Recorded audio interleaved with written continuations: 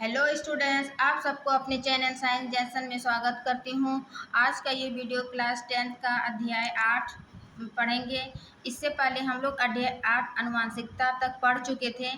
लेकिन हम मतलब न्यू एनसीईआरटी के अकॉर्डिंग पढ़ा रहे थे, तो उसमें सिर्फ जो है वो जैव विकास को हटा दिया गया था। लेकिन फिर से हम देखें कि जो बिहार बोर्ड है या फिर ओल्ड एनसीईआरटी में है, तो ये जैव विकास और बिहार बोर्ड में एक ही सिलेबस है। इसीलिए हम चूँकि आनुवंशिकता इससे पहले वाली वीडियो में हम बता चुके थे, उसका कंप्लीट थ्योरी और क्वेश्चन आंसर न्यू एनसीईआरटी के अकॉर्डिंग। लेकिन हम सोचे बिहार बोर्ड और ओल्ड एनसीईआरटी दोनों कंप्लीट हो जाएगा, इसीलिए हम इसका जो बचा हुआ जैव विकास है उसका हम पार्ट लेकर आए हैं। जैव विकास का थ्योरी और उसका प्रश्नोत्तर जो बचा था उसको हम इस वीडियो में कंप्लीट करेंगे। यानी कि जे वाला जैसे आनुवंशिकता में लिंग निर्धारण तक था वो हम बता चुके हैं। विकास वाला जो है आज हम बताएंगे कि जैव विकास और इसका जो भी टॉपिक है उपार्जित एवं आनुवंशिक लक्षण, जाति उद्भव, है ना, जो भी आपका एनसीईआरटी में दिया हुआ है विकास वाला चैप्टर में विकास एवं वर्गीकरण, उन्हीं टॉपिकों को हम आज देखेंगे। ठीक है, इसलिए पिछले वाले आनुवंशिकता के बारे में बताए थे, आनुवंशिकता का थ्योरी और उसका प्रश्नोत्तर। तो यही वाला छोटा हुआ पार्ट जो जैव विकास का है उसका हम थ्योरी और प्रश्नोत्तर देखेंगे। ठीक है, मेरा नोट्स जो है वो कंप्लीट एनसीईआरटी का ये हर टॉपिक कवर करते हैं, ताकि जो नोट्स हम पढ़ाते हैं तो आपको समझने में आसानी हो और कम समय में अच्छे से मतलब एनसीईआरटी का हर टॉपिक जो है पॉइंट टू पॉइंट क्लियर होगा। क्योंकि हम एनसीईआरटी का ये हर टॉपिक जो है पॉइंट टू पॉइंट नोट्स का तैयार करते हैं, ताकि आपको 100% कंटेंट मिलेगा। आप यदि मेरा वीडियो एक बार देख लेते हैं तो आपको किसी और वीडियो की आवश्यकता नहीं होगा। तो चलिए बिना देरी के शुरू करते हैं। यानी अध्याय 8 का ही बचा हुआ एक आनुवंशिकता पढ़े, उसके बाद जो जैव विकास है उसको हम देखेंगे। ठीक है, तो देखिए अध्याय 8 जैव विकास। ठीक है, तो सबसे पहले हम जानते हैं कि विकास क्या है। विकास जो है वो तो अचानक नहीं होती है, वो धीरे धीरे हजारों करोड़ों वर्षों के बाद होती है। ठीक है ना, तो इसीलिए विकास जो है वह निरंतर धीमी गति से होने वाले वह प्रक्रम जो हजारों करोड़ों वर्ष पूर्व जीवों में शुरू हुआ, जिससे नई स्पीशीज का उद्भव हुआ। ठीक है ना, हजारों करोड़ वर्ष क्या हुआ, जीवों की शुरुआत हुआ, उससे जो है नई नई स्पीशीज का उद्भव हुआ। किसी अचानक एक दिन विकास, ये जो अभी हम देख रहे हैं विकास, ये एक दिन का नहीं है, हजारों करोड़ों वर्षों का जो है ये विकास है। तो यह क्या है, एक निरंतर धीमी गति से चलने वाला यह एक प्रक्रम है। ठीक है, विकास के लिए एनसीईआरटी जो है वो एक स्थिति दिया हुआ है, यानी इस स्थिति से पता चल पाएगा कि जो विकास होता है वो पर्यावरण या आनुवंशिक पर क्या प्रभाव पड़ता है, उसके लिए ये स्थिति दिखाता है। ठीक है, जैसे कि यहाँ बुक में दिया हुआ है ये भिरिंग के बारे में, है ना, ये पूरे लाल भिरिंग है, 12 लाल भिरिंग है। ठीक है, भिरिंग को बेटल कहते हैं। तो इसका जो है वो 3 स्थिति दिखाया गया है, उन्हीं स्थिति को हम व्याख्या करेंगे। इससे जो है विकास का उपार्जित एवं आनुवंशिक लक्षण का पता चलेगा। जैसे फर्स्ट स्थिति क्या है ना, फर्स्ट स्थिति में क्या होगा, जैसे कि सब लाल भिरिंगों का समूह हुआ। ठीक, फिर वो क्या है, जनन के द्वारा रंग में परिवर्तन, यानी कि जो वो जनन किया है तो उसके द्वारा जो है वो रंग में परिवर्तन हो गया। तो रंग में परिवर्तन के कारण जो है वो 2 स्थिति पैदा हुआ। क्या है, सभी भिरिंग लाल, केवल एक हरा था। ठीक है, स्थिति 1 में क्या है, सभी भिरिंग लाल, केवल एक जो है वो हरा, वो जनन के दौरान रंग में परिवर्तन के कारण हुआ।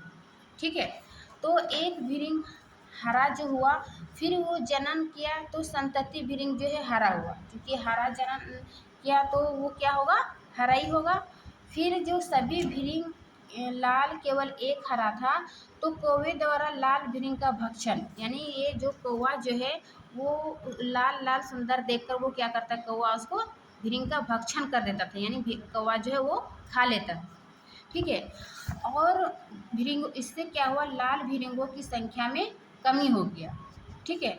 जबकि हरा भिरिंग जो है वो हरे भिरिंग का झाड़ियों से मेल कौवे द्वारा भक्षण में कमी, यानी कि हरा भिरिंग जो है, तो चूंकि हरा घास जो झाड़ी था उससे क्या हुआ, हरा और झाड़ी का हरा घास हरा भिरिंग और ये झाड़ियों वाला उससे जो वो मिल जाता था, इसीलिए कौवा को उसमें ज़्यादा नज़र नहीं आता था, तो जिस कारण जो है हरा भिरिंगों की संख्या में बढ़ोतरी हो गया। ठीक है। तो हरे भिरिंग का झाड़ियों से मेल कौवे द्वारा भक्षण में कमी, जिससे जो है वो हरे भिरिंग की संख्या में बढ़ोतरी हो गया। तो इससे यह निष्कर्ष निकलता है कि हरे भिरिंगियों को प्राकृतिक चयन का फायदा हुआ। प्राकृतिक चयन यानी इसका हम डिटेल आगे देखेंगे कि ये प्राकृतिक चयन जो है वो उपार्जित लक्षण कहलाता है और एक अनुवांशिक लक्षण होता है। ठीक है। तो प्राकृतिक चयन का फायदा हुआ मीन्स जैसे कि हरा भिरिंग है और हरा हरा प्राकृतिक है ना घास वगैरह, तो उसका ये फ़ायदा हुआ क्योंकि हरा भिरिंग प्राकृतिक यानी घास में जो छिप गया, इस कारण क्या हुआ, उसका फ़ायदा हुआ क्योंकि वे हरी झाड़ियों में दृश्य नहीं थे, यानी कि हरी झाड़ियों में वो नहीं दिखाई देते थे, हरी झाड़ियों से क्या करता था, वो मिल जाता था। इसीलिए यह प्राकृतिक चयन कौवा द्वारा किया गया था। प्राकृतिक चयन भिरिंग समष्टि में अनुकूल दर्शा रहा है, जिससे समष्टि पर्यावरण में और अच्छी तरह से रह सके, है ना। इससे स्थिति 1 में क्या हुआ कि उसको प्राकृतिक चयन का लाभ हुआ, जिससे वो अनुकूल समष्टि में दर्शा सके, है ना। तो ये स्थिति 1 था। अब स्थिति 2 में देखेंगे कि ये जो लाल भिरिंग था, है ना, उससे क्या हुआ, एक रंग में परिवर्तन, यानी कि एक ब्लू, इससे क्या हुआ था, एक हरा, और स्थिति 2 में जो है वो एक ब्लू होगा, बाकी सब लाल होगा। तो लाल भिरिंगों का समूह जब जनन करता है तो रंग में परिवर्तन से दो हुआ कि सभी भिरिंग लाल था, केवल एक नीला था। ठीक है, एक नीला रंग में परिवर्तन हुआ। फिर ये नीले जो है वो जनन से आगे बढ़ा और नीले भिरिंगों की संख्या में बढ़ोतरी की, यानी कि नीला भिरिंग एक ही नीला भिरिंग था, लेकिन वो जनन के दौरान वो अपनी संख्या को बढ़ा लिया। ठीक है, और सभी भिरिंग लाल था। फिर भी ये भी क्या किया, जनन करके लाल भिरिंगों की संख्या में बढ़ोतरी हुआ, यानी कि दोनों अपने जनन से दोनों की संख्या में बढ़ोतरी हुआ। उसके बाद देखेंगे जनन के बाद क्या हुआ, कौवे द्वारा जो है ना, कौवे लाल तथा नीले भिरिंगों की पहचान कर खा जाते थे। क्योंकि कौवा पहले लाल भिरिंगों को खाता था, अब क्या है, नीला को भी वो आसानी से देख लेता था। तो कौवे द्वारा जो है वो लाल और नीले भिरिंगों को पहचान कर खा जाते थे, और इससे क्या है, जो है भिरिंगों की संख्या में कमी आ जाती है, यानी कि लाल और नीले भिरिंगों की संख्या में कमी आ जाती है। और उसके बाद तो हरे भिरिंगों की संख्या बढ़ जाती है ना, लाल और ये जनन के दौरान बढ़ा। उसके बाद जो है वो हाथी का पैर, यानी कि किसी कारण जो है अचानक हाथी आता है और भिरिंगों सहित झाड़ियों को रोन देता है। हाथी का जब पैर पड़ेगा तो वो भिरिंग और झाड़ी को क्या करेगा, कुचल देगा। तो अचानक हाथी आता है और भिरिंगों सहित झाड़ी को क्या करता है, रोन देता है, यानी नष्ट कर देता है। तो संयोग से नीले भिरिंग बच जाते हैं। रोन यदि किसी समष्टि है, चींटी का ही समष्टि है, भिरिंगों का समष्टि है, तो जितना दूर हाथी का पाँव जाएगा जितना उतना ही नष्ट होगा, लेकिन जो कुछ बच गया, यानी कि देखो इस प्रकार ये हाथी का पैर जो लगा तो ये कुछ नीले भिरिंग जो है वो बच जाता है। ठीक है, बाकी जो लाल और हरा था उसको क्या हुआ, हाथियों द्वारा रोन दिया गया, फिर संयोग से नीले भिरिंग बच जाते। तो इससे क्या निष्कर्ष निकला कि रंग परिवर्तन से अस्तित्व के लिए कोई लाभ नहीं था। ठीक है, यानी कि जो जनन से जो रंग में परिवर्तन हुआ उससे अस्तित्व का कोई लाभ नहीं मिला। यह संयोग ही था कि दुर्घटना के कारण एक रंग की भिरिंग समष्टि का स्वरूप बदल गया। अतः छोटी समष्टि में दुर्घटनाएं किसी जीन की आवृत्ति को प्रभावित कर सकती हैं।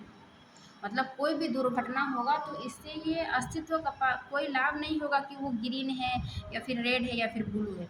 वो जो है वो जीन की आवृत्ति को प्रभावित कर सकती है, जबकि उनका उत्तरजीविता हेतु कोई लाभ ना हो। तो इसकी ज़रूरी नहीं है कि वो पहले लाल था तो लाल को ही उत्तरजीविता को लोग बनाए रखे। वो क्या है, प्राकृतिक कारण से वो जो है अचानक नष्ट हो गया। और जो कुछ ब्लू वाला ये निष्कर्ष निकला।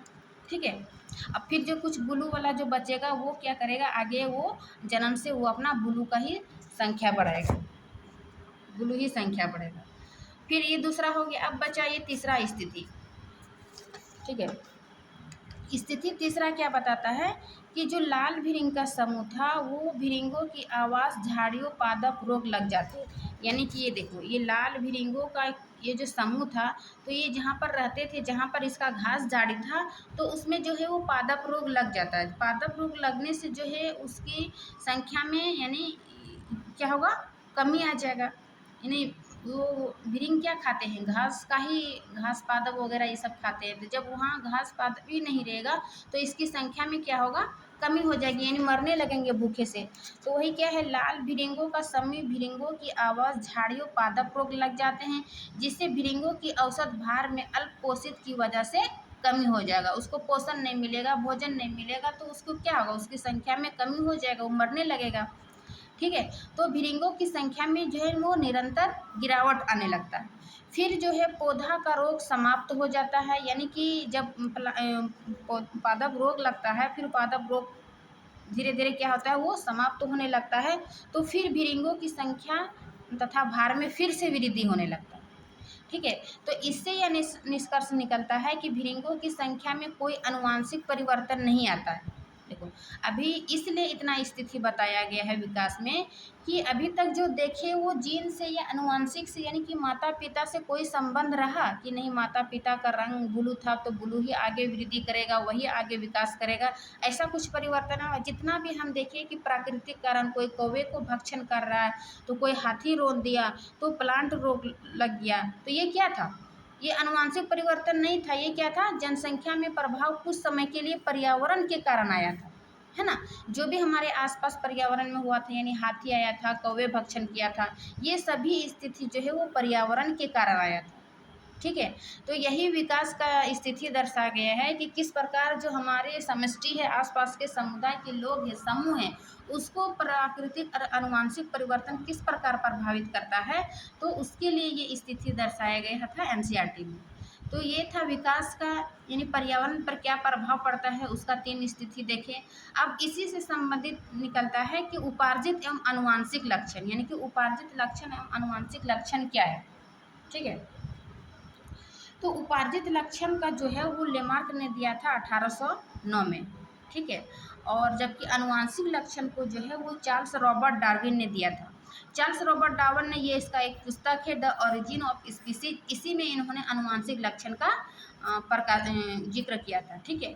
फिर लेमार्क ने उपार्जित लक्षण का लेमार्क का एक पुस्तक है फिलोसफिक जूलॉजिक, ये इसी में ये प्रकाशित किया था उपार्जित लक्षण को। तो ये 2 नाम याद रखेगा, उपार्जित लक्षण को लेमार्क और आनुवांशिक लक्षण को चार्ल्स रॉबर्ट डार्विन ने, ठीक है।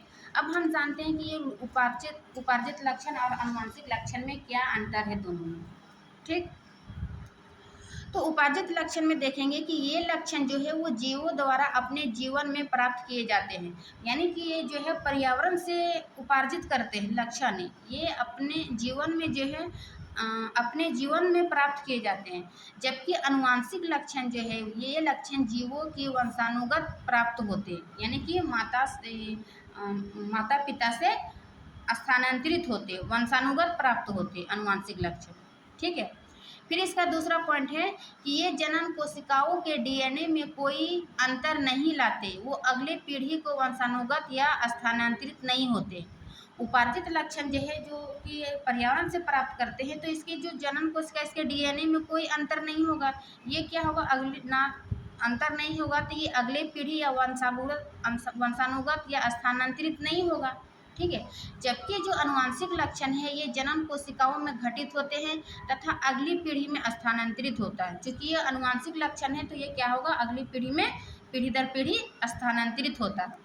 फिर इसका तीसरा पॉइंट है कि ये जैव विकास में सहायक नहीं है। अभी हम देखें ना, उपार्जित लक्षण पर्यावरण का लक्षण, ये जैव विकास में सहायक नहीं है। क्यों? क्योंकि इस पे जो पर्यावरण का लक्षण हुआ, बाहर का प्रभाव हुआ, इससे कोई विकास का प्रभाव नहीं हुआ कि ये लाल भिरिंग था तो लाल ही भिरिंग आगे स्थानांतरित होगा। वो किसी कारण, पर्यावरण के कारण जो वो रंग में परिवर्तन करके वो आगे बढ़ जाता है ना। तो इसीलिए है जैव विकास में सहायक नहीं है। जैसे कि अल्प पोषित भिरिंगों का धार में कमी, अभी जो अल्प पोषित यानी कि भिरिंगों की धार में जो कमी बेसी हुआ, तो उससे ये पर्यावरण या उपार्जित लक्षण को अच्छी तरह से दर्शाता है। जबकि जो अनुवांशिक लक्षण जो है वो जैव विकास में सहायक है, जैसे कि मानव के आँखों व बालों के रंग। यदि माता पिता के अनुवांशिक में किसी भी का चाहे माता का या पिता का या फिर दादा का दादी का यदि उसके आँखों के रंगों में परिवर्तन हुआ तो जरूर उसके पूर्वज का किसी न किसी का होगा, जो कि पीढ़ी दर पीढ़ी स्थानांतरित हुआ। तो ये क्या है, जैव विकास में सहायक है अनुवांशिक लक्षण। ठीक है।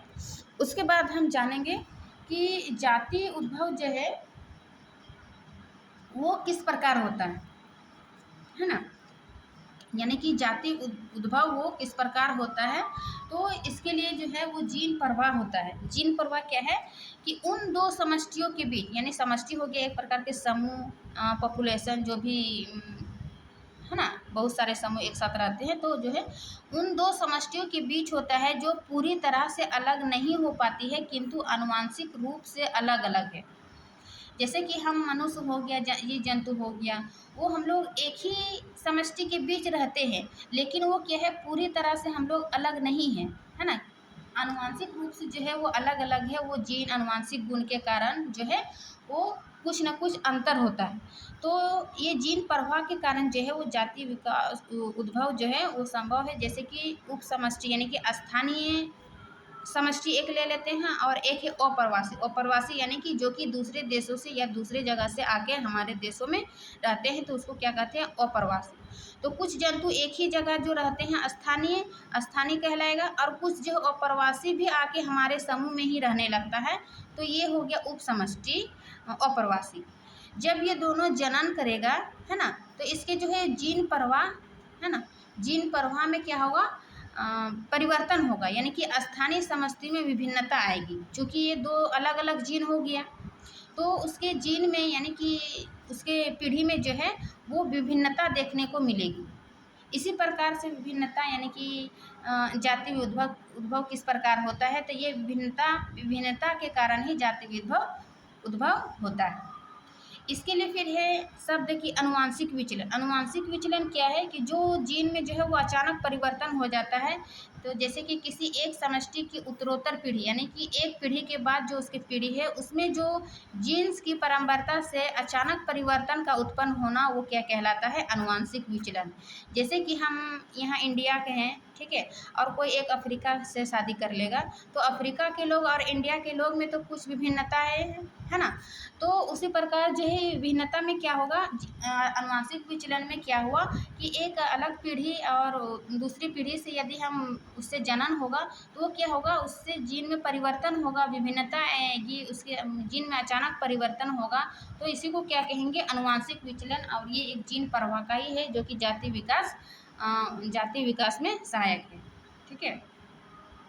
फिर दूसरा है प्राकृतिक चुनाव, है ना, नेचुरल सिलेक्शन, जो कि यह क्या है कि वह प्रक्रम जिसमें प्रकृति उन जीवों का चुनाव कर बढ़ावा देती है जो बेहतर अनुकूल करते हैं। यानी प्राकृतिक चयन के अनुसार क्या होता है कि जो अपने पर्यावरण या जीवन में जो वो संघर्ष कर पाते हैं, है ना, किसी कारण से, तो वो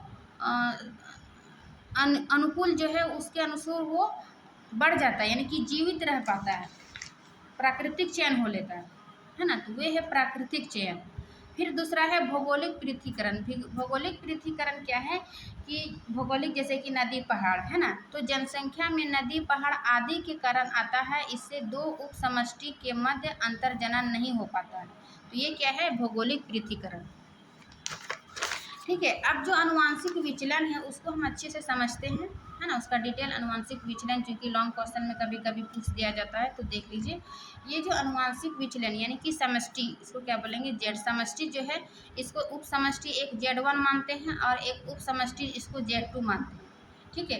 अब भौगोलिक रूप से विलग नदी पहाड़ आदि, यानी कि भौगोलिक रूप से जो अलग होते हैं नदी पहाड़ आदि के कारण, तो उससे जो उत्तरोत्तर पीढ़ियाँ हुआ, यानी कि उससे जो पीढ़ी बनेगा उसके बाद की पीढ़ी, तो ये क्या होगा कि विभिन्न परिवर्तनों का संग्रहण उप समष्टि Z1 और उप समष्टि Z2, है ना, विभिन्न परिवर्तनों का संग्रहण होगा, यानी कि विभिन्न संग्रहण जो भी उससे परिवर्तन होगा उसका दोनों का जो है वो Z1 और Z2 दोनों का जो संग्रहण यानी कि इकट्ठा ये दोनों का गुण होगा इसमें, उसके पीढ़ियों में, ठीक है, जिसको क्या कहेंगे, अनुवांशिक विचलन यानी कि जेनेटिक ड्रिफ्ट कहेंगे। जो दोनों से मिल के जन्म से जो विभिन्नताएं होगी उसी को क्या कहेंगे, अनुवांशिक विचलन। और ये जो है वो प्राकृतिक चयन यानी कि जो अनुवांशिक विचलन परिवर्तन हुआ वो प्राकृतिक चयन के कारण जो है उपसमष्टि Z1 और उपसमष्टि Z2 में जो है अंतर जनन में असमर्थ हो जाता है। फिर जो है वो एक नई स्पीसीज 1 और नई स्पीसीज 2 यानी ये अनुवांशिक विचलन का जो है वो कारण है दो स्थिति परिवर्तन होगा, यदि डीएनए में परिवर्तन पर्याप्त है, और दूसरा है कि गुणसूत्रों की संख्या में परिवर्तन। ये दो कारण जो है अनुवांशिक विचलन के कारण उत्पन्न हो सकता है, ठीक है। अनुवांशिक विचलन और जातीय विकास को हम लोग डिटेल से देख चुके हैं। अब हम देखेंगे विकासीय संबंध योजना, है ना, विकास से क्या क्या संबंध है, क्या लक्षण होता है। तो इसके लिए विकासीय संबंध योजना से दो लक्षण है, एक एक समजात और एक है समरूप, ठीक है। समजात क्या है कि विभिन्न जीवों में यह अभिलक्षण जिनकी आधारभूत संरचना लगभग एक समान होती है, यद्यपि उनके जीवों में उनके कार्य भिन्न भिन्न होते हैं। यानी कि समजात अभिलक्षण क्या है कि विभिन्न जीवों में यह अभिलक्षण जो कि उसके आधारभूत संरचना एक ही होता है, ठीक है, आधारभूत संरचना लगभग एक समान होती है लेकिन उसका कार्य जो है वो भिन्न भिन्न होता है। जैसे इसका एग्जाम्पल हम देखेंगे कि पक्षियों, है ना, पक्षियों, सरीसृप, जलस्तर, स्तनधारियों के पदों की आधारभूत संरचना जो है वो एक समान होती है ना, पदों की यानी कि पैर की जो है आधारभूत संरचना एक समान होती है, किंतु यह विभिन्न कशेरुकी जीवों में जो है वो भिन्न भिन्न कार्य के लिए अलग अलग है। जैसे कि पक्षियों के सरीसृप और स्तनधारी के समूह जो है उसका अग्रपात की आधारभूत संरचना एक है, यानी कि हमारे पूर्वज में जो है उसकी संरचना एक जैसी रही होगी, लेकिन उसका कार्य जो है अभी अलग अलग है। तो ये क्या कहलाता है, समजात अंग, है ना, समजात अंग या फिर अभिलक्षण। समजात अंग यह प्रदर्शित करते हैं कि इन अंगों की मूल उत्पत्ति यानी कि मूल उत्पत्ति जब हम लोग, है ना, जब हम लोग की उत्पत्ति शुरू हुई थी तो जो है वो उसकी मूल उत्पत्ति एक ही प्रकार के पूर्वजों से हुई है, वो जैव विकास का प्रमाण देते हैं, है ना। या क्या जैव विकास यानी कि जब उसकी मूल आधारभूत संरचना था तो तभी एक ही था, लेकिन जब जैसे जैसे हम लोग विकास में आगे बढ़े उसका जो है संरचना तो एक ही था लेकिन उसका कार्य जो है भिन्न भिन्न हो गया। तो ये क्या हुआ, जैव विकास का प्रमाण देते हैं कि जैव विकास धीरे धीरे कैसे विकास करते आ रहा है, ठीक है। अब दूसरा इसका है समरूप अंग या फिर समरूप अभिलक्षण, ठीक है। समरूप जैसे कि वह अभिलक्षण जिनकी संरचना वो संगठनों में अंतर, सभी की उत्पत्ति भी समान नहीं है किंतु कार्य समान है। जैसे कि उसकी उत्पत्ति समान नहीं है ना, जब उसका मूल उद्भव हुआ था, उत्पत्ति हुआ था, उस समय जो है उसकी संरचना समान नहीं थी, लेकिन जो अभी कार्य हम देखते हैं वो कार्य जो है वो अभी समान है। जैसे पक्षी के अग्रपात एवं चमगादड़ के अग्रपात, पक्षी के अग्रपात और चमगादड़ के अग्रपात जो है उसकी संरचना उत्पत्ति एक जैसा नहीं था, लेकिन किंतु अभी दोनों की कार्य जो है वो समान है। चमगादड़ के अग्रपात भी उड़ने का कार्य करता है और पक्षी के अग्रपात भी उड़ने का कार्य करता है, लेकिन इसकी संरचना एक जैसा नहीं है, ठीक है। तो ये क्या है, समरूप अंग यह प्रदर्शित करते हैं कि जंतुओं के अंग जो समान कार्य करते हैं अलग अलग पूर्वजों से विकसित हुए हैं और ये जैव विकास के प्रमाण को दर्शाता है, ठीक है। तो ये जैव विकास के लिए समरूप और समजात और समरूप ये दो अभिलक्षण था। अब हम जानेंगे जीवाश्म, है ना। जीवाश्म में भी जो है वो विकास के लिए एक बहुत बड़ा सबूत है कि जो जीवाश्म में जो है वो लाखों करोड़ों वर्षों से जो जीवित मृत अवशेष दब जाते हैं। जैसे कि जीव के अभिलक्षित अवशेष यानी कि जो भी जब मर जाते हैं तो उसका अवशेष जो है वो जीवाश्म कहलाते हैं। उदाहरण जैसे कोई मृत कीट गर्म मिट्टी में सूख कर कठोर हो जाए, जैसे कि यहाँ पर दिखाया गया है एक एनसीईआरटी बुक में, ये देखिए, जीवाश्म के बाद कैसे ये दब के फिर वो धीरे धीरे जीव का नक्शा छोड़ जा, मतलब उसमें दिखने लगता है, पत्थर, मिट्टी, पहाड़ों, ये समुद्र, फिर वो जीव, है ना। एक खुदाई के बाद पता चलता है कि यहाँ पर पहले कोई जीव जीव रहा होगा। तो इस प्रकार ये जीवाश्म है, यानी कि जीवों का अवशेष को ही क्या कहेंगे, जीवाश्म कहलाएंगे। जैसे जीव के परिलक्षित अवशेष जीवाश्म कहलाएंगे, जो भी उसका अवशेष बचा होगा, उसका चिन्ह होगा, उसका हड्डी, हाथ, पैर, तो उससे जो दबता है पत्थर, मिट्टी से, तो वो उसका चिन्ह छोड़ दिए, मतलब दिखाई देने लगता है। जब हम खुदाई करते हैं तो इससे पता चलता है कि यहाँ पर कोई पहले जो है वो जीव रहा होगा। उदाहरण जैसे कोई कीट, मृत कीट गर्म मिट्टी में सूख कर कठोर हो जाते हैं। अब जो कुछ जीवाश्म है उसको क्या कहते हैं, जैसे कि जीवाश्म अकशेरुकी प्राणी यदि होगा तो उसको कहेंगे अमोनाइट, है ना, उसको क्या कहेंगे, अमोनाइट। फिर है जो क्या है, अकशेरुकू ट्राइलो, क्या है, ट्राइलोबाइट, ये दोनों को क्या कहेंगे, ट्राइलोबाइट। फिर है यदि मछली के जीवाश्म है उसको क्या कहेंगे, नाइटिया, है ना। फिर यदि जीवाश्म डायनासोर का है, जो राजोसोरस, जैसे डायनासोर का जो वो तो ख़त्म ही हो गया हमारे वातावरण से, तो इसके जीवाश्म को क्या कहेंगे, राजोसोरस। ठीक है। अब क्या है कि जीवाश्म कितने पुराने हैं, ये एनसीईआरटी का एक टॉपिक है, हम उसको लेके अलग से मतलब नोट्स करके बनाएं कि जीवाश्म जो है वो कितने पुराने हैं। तो खुदाई करने पर पृथ्वी की सतह के निकट वाले जीवाश्म जो है वो गहरे स्तर पर पाए गए जीवाश्मों की अपेक्षा अधिक नहीं होते हैं।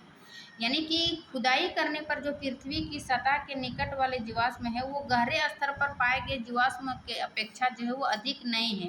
यानी कि जो खुदाई करते करते जो पहले खुदाई किए, थोड़ा सा मतलब कि खुदाई करने के बाद वो पहले मिल जाता है जो, तो वो जीवाश्म जो है उसके नीचे पाने की तुलना की जीवाश्म जो है वो ये अधिक नया है, जबकि जितना अंदर में जितना जीवाश्म दिखेगा वो उतना ही पुराना जीवाश्म होता है ना।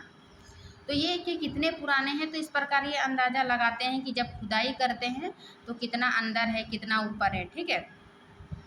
फिर दूसरा है कि फॉसिल डेटिंग। फॉसिल डेटिंग क्या है कि जिसमें जीवाश्म में पाए जाने वाले किसी एक तत्व के विभिन्न समस्थानिकों का अनुपात आधार पर जीवाश्म का समय निर्धारित किया जाता है। फॉसिल डेटिंग क्या है कि इसमें उसमें समय का निर्धारित करता है कि ये जीवाश्म जो है वो कितने समय पहले का था।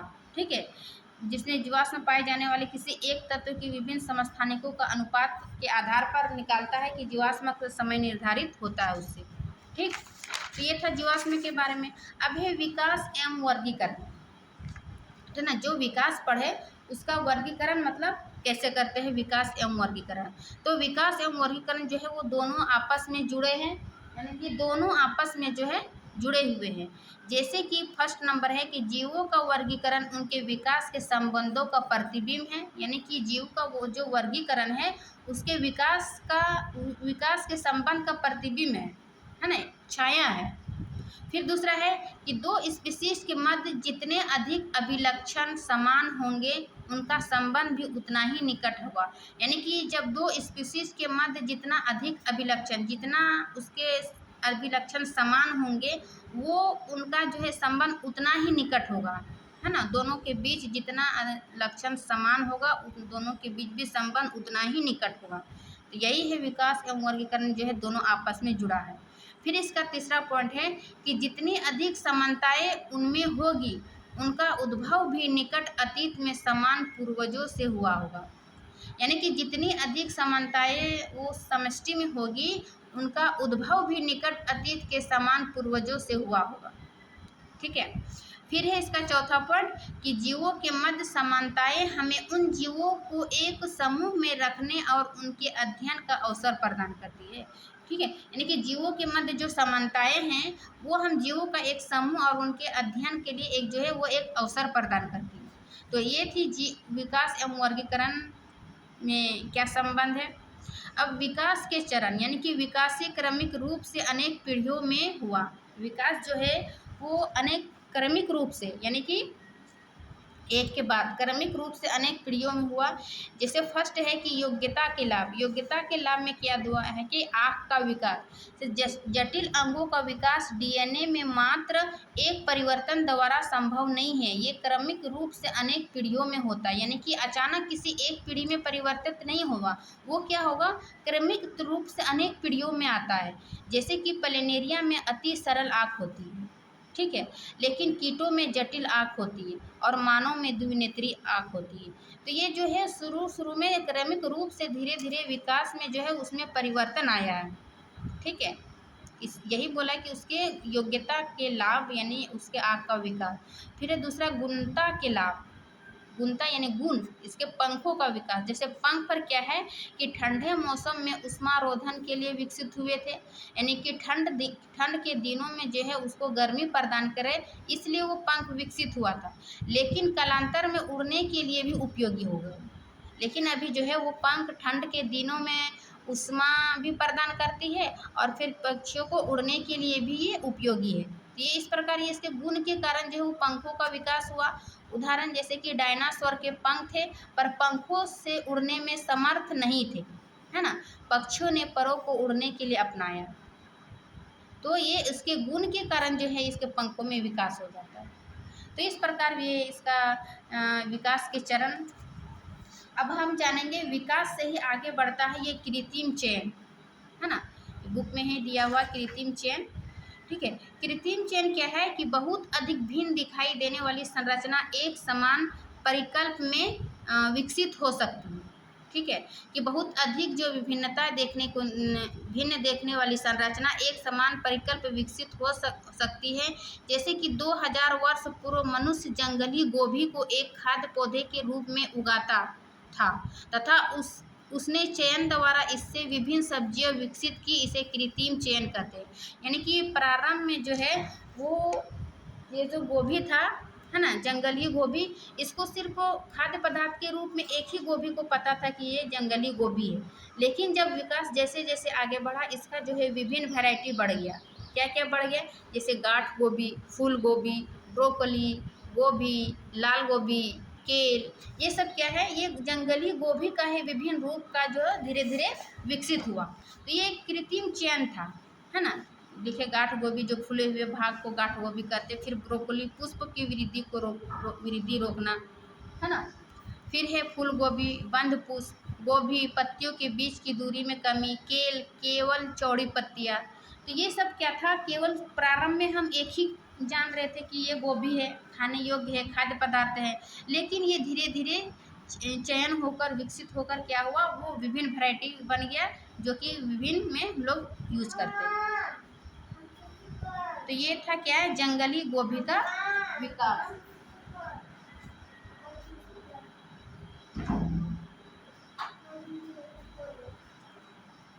ठीक है, तो ये देखिए हम लोग कृत्रिम चयन द्वारा जंगली गोभी का विकास। अब हम देखेंगे, एक मिनट,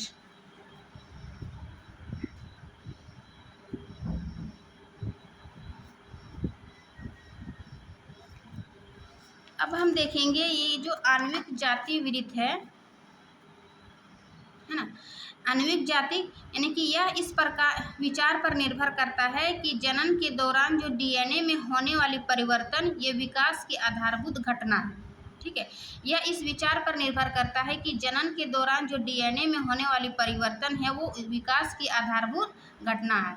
फिर इसका दूसरा पॉइंट है कि दूरस्थ संबंधी जीवों के डीएनए में विभिन्नताएं अधिक संख्या में संचित होती है। यानी कि दूरस्थ संबंधी जीवों के डीएनए में जो है विभिन्नता अधिक संख्या में संचित होगी। तो इसकी ये आणविक जातिविधि था।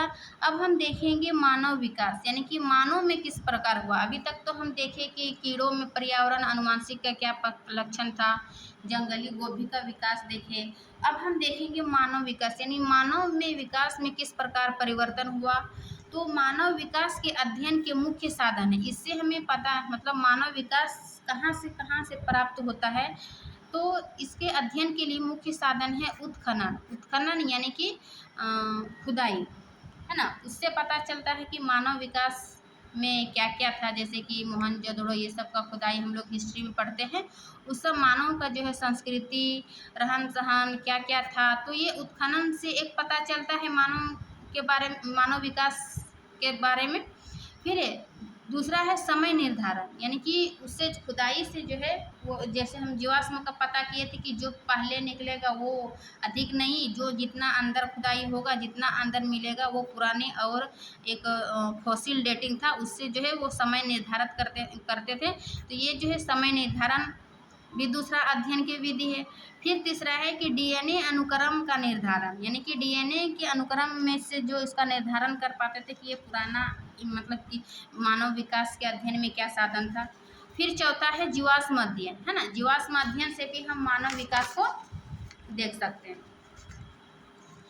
फिर है कि मानव प्राचीनतम, यानी कि सबसे पहले प्राचीनतम में जो है मानव कहाँ खोजा गया, कैसे खोजा गया, तो ये जो सदस्य अफ्रीकी मूल में खोजा गया, मैंने अफ्रीकी मूल, जैसे कि फिलीपींस में, इंडोनेशिया के द्वीपों में, पश्चिमी एशिया में, मध्य एशिया, ऑस्ट्रेलिया, इन सभी में जो है सबसे पहले, यानी कि मानव प्राचीनतम में ये अफ्रीका मूल में खोजा गया।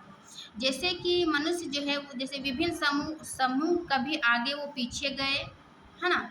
फिर है कई समूह कई बार परस्पर विलग हो गए, यानी कि अलग हो गए। जब खोजा गया तो वो क्या हुआ, मनुष्य अपनी ज़रूरत को पूरा करने के लिए विभिन्न विभिन्न दिशाओं में वो अपने आगे बढ़ते गए, आगे पीछे, कभी बिछड़ गए, कभी अलग होकर विभिन्न दिशाओं में आगे बढ़े, फिर ये कुछ वापस आकर परस्पर मिल गए। तो इस प्रकार मनुष्य का जो है वो खोज के दौरान इधर उधर, आगे पीछे, बिछड़ना, मिलना, इस प्रकार जो है मनुष्य का मतलब खोज हुआ, और वो फिर हम लोग इकट्ठा भी मनुष्य एक ही समष्टि में रहने लगे।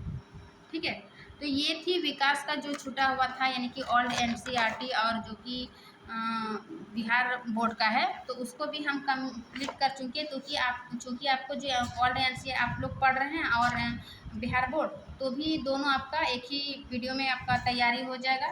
तो हम इसका, चूँकि जो बचा हुआ था विकास, जय विकास से संबंधित जो प्रश्न था उसको भी आज हम देख लेते हैं, क्योंकि ज़्यादा नहीं है ना। जो अनुवांशिक वाला देखे तो ये क्वेश्चन फर्स्ट वाला उसमें बता चुके हैं, अनुवांशिक वाला में, है ना। जो इसमें नहीं बताए, अनुवांशिक चैप्टर 8 जो पढ़ा रहे थे, जो इसमें नहीं पढ़ाए, यानी कि जय विकास वाला नहीं बताए होंगे, तो जो बचा हुआ है उसको हम इस क्लास में बता देते हैं। जैसे कि समजात अंकों का उदाहरण, 2 नंबर नहीं बताए थे कि समजात अंकों का उदाहरण क्या है, तो अभी हम देखें, है ना, समजात अंकों के बारे में। तो इसका उदाहरण जो है वो सभी हो जाएगा, हमारा हाथ तथा कुत्ते के अग्रपात, यानी कि जो जिसकी आधारभूत संरचना एक जैसा था किंतु उसका कार्य जो है वो अलग अलग है, तो ये समजात अंक कहलाता था। हमारे दांत तथा हाथी के दांत, आलू एवं घास के ऊपरी भूसा, तो ये इसका 2 नंबर का डी हो जाएगा, यानी उपरोक्त सभी। फिर छूटा हुआ था ये 3 नंबर कि विकासीय दृष्टिकोण से हमारे हमारे किससे अधिक समानता है, यानी विकास के दृष्टिकोण से सबसे ज़्यादा कौन हमसे समानता है। चीन के विद्यार्थी, चिंपैंजी, मकड़ी, जीवाणु, तो इसका आंसर होगा चीन के विद्यार्थी, यानी कि मनुष्य विकास से संबंधित हमसे तो अभी वही समानता है। फिर ये 4 बता चुके थे, 5 नहीं बताए कि जैव विकास तथा वर्गीकरण का अध्ययन क्षेत्र किस प्रकार परस्पर संबंधित है, यानी कि जैव विकास और वर्गीकरण के क्षेत्र में किस प्रकार संबंध है। तो देखिए अभी हम जो बताए थे कि विकास एवं वर्गीकरण में संबंध, इसी को 5 नंबर में लिख दीजिए, है ना। क्वेश्चन 5 का ये आंसर हो जाएगा कि जैव विकास और वर्गीकरण किस प्रकार संबंध है, तो इसका यहाँ से यहाँ तक उत्तर हो जाएगा। ठीक। छठा, समजात तथा समृद्ध अंगों को उदाहरण देकर समझाइए। समजात और समृद्ध अंगों के बारे में जो बताए थे, समजात अंग ये 6ठा नंबर में लिख देना, समजात अंग और ये समरूप अंग, समजात और ये समजात का ये उदाहरण देके फिर समरूप का ये डिफिनेशन लिखकर फिर उदाहरण देके, ठीक है। तो इस प्रकार ये 6ठा आंसर हो गया। 7वां बता चुके थे। 8वां क्या है, विकासीय संबंध स्थापित करने में जीवाश्म का क्या महत्व है, यानी कि विकास से संबंधित जीवाश्म के क्या संबंध है। तो देखिए जीवाश्म कितने पुराने हैं, यानी कि ये 8 नंबर इसका ये लिख दीजिएगा, जीवाश्म के बारे में क्या संबंध है। ये फॉसिल डेटिंग और ये खुदाई करने की जीवाश्मों की अपेक्षा अधिक नहीं होते हैं, तो ये क्वेश्चन 8 का हो जाएगा, ठीक है, देख लीजिए। फिर 9 है कि किन प्रमाणों के आधार पर हम कह सकते हैं कि जीवाश्म में उत्पत्ति जो है वो अजैविक पदार्थ से हुई है, यानी कि जीवन की जो उत्पत्ति है वो जैविक पदार्थों से हुई है। तो इसको किस आधार पर कह सकते हैं कि जीवाश्म की जो उत्पत्ति वो जैविक पदार्थों से हुई है ना। तो इसके लिए चूंकि हम थ्योरी में ये नहीं बताए थे तो यहाँ पे देख लीजिए।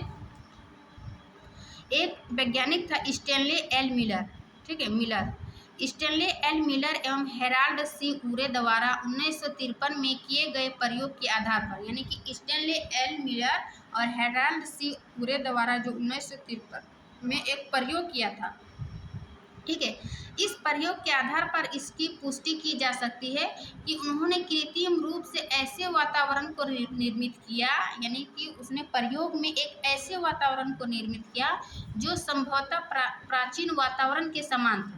अपने प्रयोग में वो वातावरण को ऐसे बनाया कि जो कि प्राचीन वातावरण के समान था। इसमें जो है अमोनिया, मीथेन तथा हाइड्रोजन सल्फाइड के अणु थे, है ना। उस वातावरण में क्या था, जैसे प्राचीन के वातावरण में था अमोनिया, मीथेन एवं हाइड्रोजन सल्फाइड के अणु थे, लेकिन इसमें जो है वो ऑक्सीजन नहीं था, ठीक है। उसी वातावरण को उसी प्रकार बनाया और पात्र में जल भी था, जल था।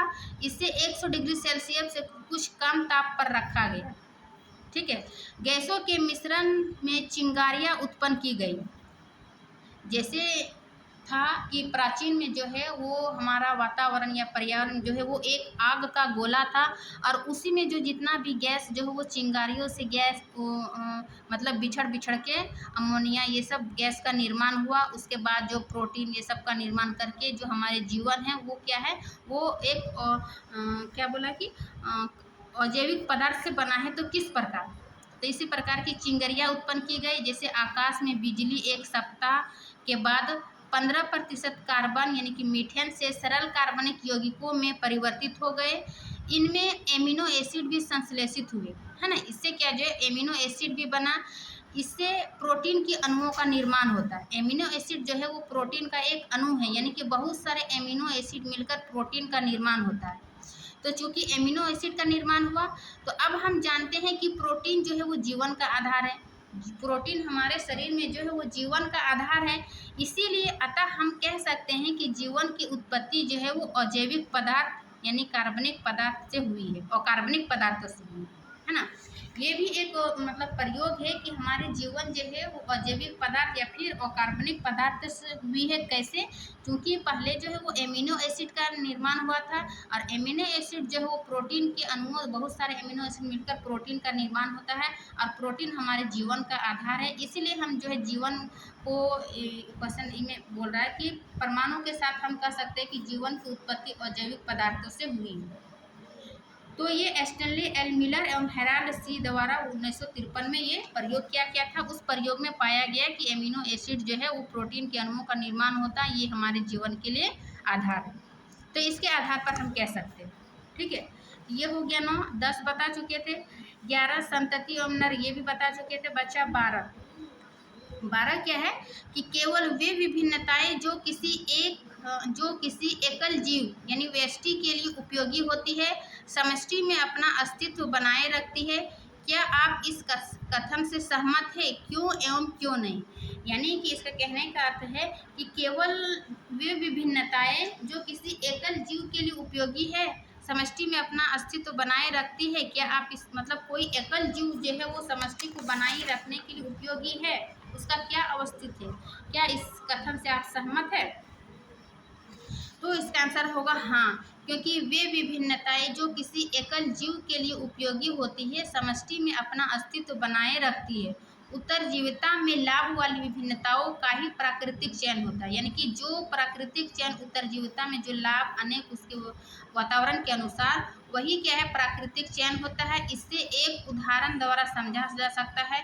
उदाहरण के लिए प्रारंभ में जो हो केवल हरे वृंग था, है ना। इसका एक पर्यावरण उदाहरण भी समझ सकते हैं। जो 3 स्थिति दर्शाए गए थे उनमें से क्या था, आनुवंशिक गुण कोई नहीं था, लेकिन प्राकृतिक चयन से क्या हुआ, वो हरे भृंग थे, हरे भृंग बच जाते थे क्योंकि हरी झाड़ियों के कारण। तो ये क्या है, नेचुरल सिलेक्शन, यानी प्राकृतिक चयन के कारण जो है वो कौवे हरी पत्तियों में हरे भृंग को नहीं देख पाते थे, अतः इन्हें नहीं खा सक पाते, जिससे भृंगों की समष्टि में जो है वो लाल भृंगों की समष्टि की अपेक्षा हरे भृंगों की संख्या में बढ़ती जाती है।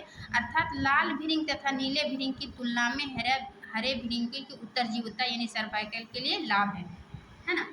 चूंकि बोल रहा है कि वे विभिन्नताएं जो किसी एकल व्यष्टि के लिए उपयोगी होती है, समष्टि में अपना अस्तित्व बनाए रखती है। क्या आप इस कथन से सहमत है?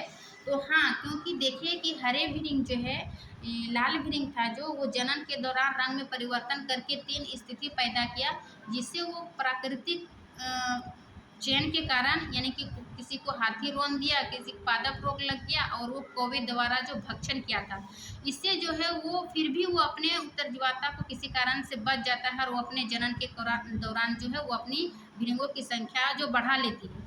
तो ये क्या है, उसके उत्तरजीविता के कारण, यानी कि सर्वाइकल के कारण, है ना, सर्वाइवल सॉरी, उत्तरजीविता के लिए वो जो है लाभ है। तो ये था 12 नंबर का, और ये आज का जैव विकास प्रश्न अंतिम था।